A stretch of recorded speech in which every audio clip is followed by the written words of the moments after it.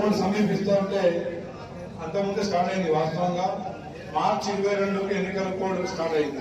మార్చి 18 మార్చి 1వ వారంలో పంపించింది. కుట్రపూరితంగా రెడ్డి నాయక్ గారి మనుషులు ఈ పని జరిగితే రామచంద్ర నాయక్ కి కాంగ్రెస్ ప్రభుత్వానికి పేరు వస్తుందని చెప్పి అక్కడ కూడా కుట్ర చేసింది.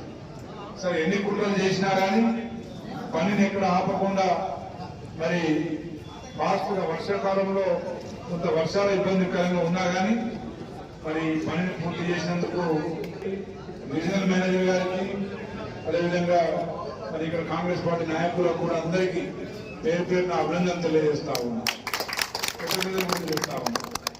ముఖ్యంగా ఇక్కడికి ఇది ఖమ్మం, వరంగల్, మహబూబాద్, సూర్యాపేట జంక్షన్. ఇది మరిపేట బంగ్లా. నేను చిన్నగా ఉన్నప్పుడు, నేను 3వ తరగతి ఉన్నప్పుడు ఈ బంగ్లా ఆర్టీసీ బస్ స్టాండ్ ఎట్లయితే ఉందో 84లో ఎట్లా ఉందో ఇప్పటిదాకా అంతే ఉంది.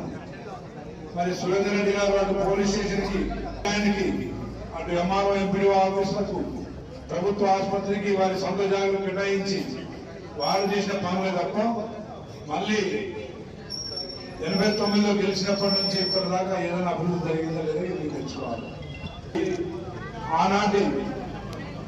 ఆనాటి నుండి 23, 24 వరకు కూడా బస్ స్టాండ్ పరిస్థితులు పందులకు, కుక్కలకు ఆవాసాలుగా మారినాయి. డోర్నకల్ బస్ స్టాండ్ బస్సులు కొలేని పరిస్థితిలో ఉంది.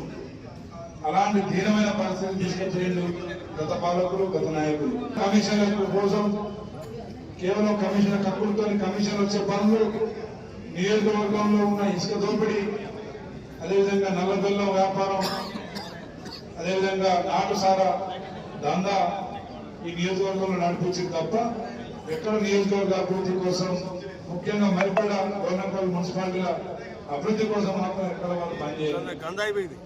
ఏదేమైనా కానీ మన ప్రభుత్వం ఏర్పడిన తర్వాత 2 మున్సిపాలిటీలకు 10 అమృత్ వాటర్ స్కీమ్ లో భాగంగా ఇంకా భవిష్యత్తులో 40-50 సంవత్సరాల వరకు తాగునీటి సమస్య రాకుండా మరి ట్యాంకులు అదనంగా 1,00,000 లీటర్ల ట్యాంకులు కూడా కట్టబోతున్నాం. అదేవిధంగా ఇంటింటికి నల్లాల సౌకర్యం కూడా కల్పించబోతా ఉన్నాం. ఇప్పటికే 200 కోట్ల నిధులు పనులు ఇప్పటికే నియోజకవర్గంలో వివిధ శాఖల ద్వారా కేటాయింపు జరిగింది. పని కూడా నడుస్తూ ఉంది. అదేవిధంగా మరి మున్సిపాలిటీలకు 70 కోట్ల నిధులు మున్సిపాలిటీలకు కేటాయించడం జరిగింది.